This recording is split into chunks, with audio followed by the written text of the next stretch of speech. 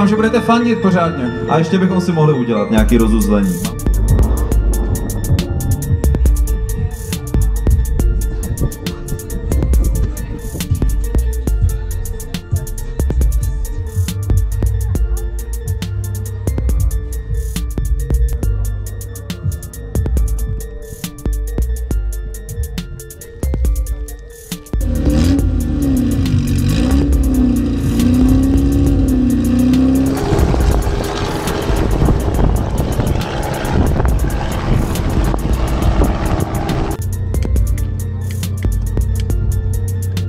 Cítím se ve vaší společnosti celkem v pohodě a dokážu se s váma popovídat. Jenom celkem? Jako mohlo by to být lepší, no. Beru benzo, push to start to vroom. Je mi to líto, ale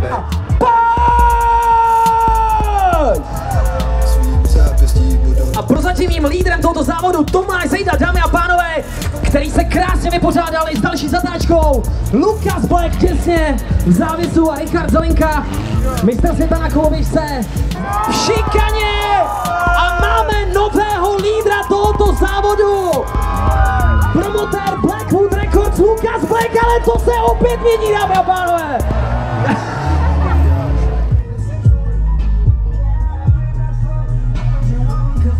Kundosaki a Nikos se snaží, ale aerodynamika jeho vozu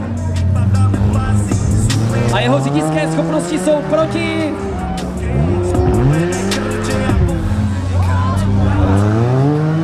Oh! Tak Nikos si posvítil na Kundosaki a vypadá to, že by to mohly být problémy i pro Separa, který bude se muset Nikosovi vyhnout. Zatáčce, která vede do cílové rovinky, Nikos je na odpis, Separ se vyhýbá a jde do finálového, tedy 6. kola. Divoká karta opravné jízdy.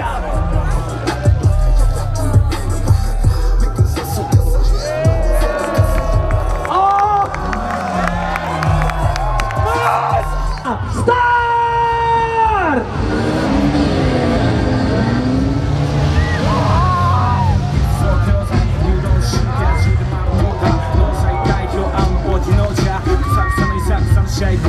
Matěj Dvořák na prvním místě po první zatáčce a už uniká svým soupeřům. Druhé místo Dorian.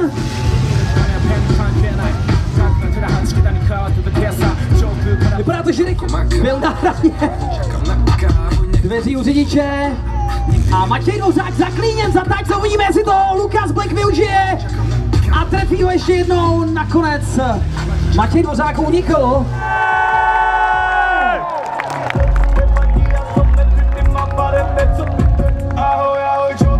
Tak ale poprosíme Matěj Dvořáka, aby odešel z trati. A dámy a pánové, vy už v tuto chvíli přivítejte historicky prvního držitele titulu demoličního derby, kterým se stává za Blackwood Records Lukas Black!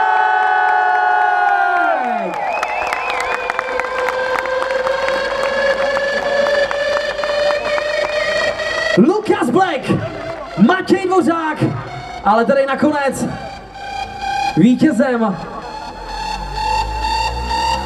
se stává sympatiák z Kutné Hory Lukáš Jirkovský.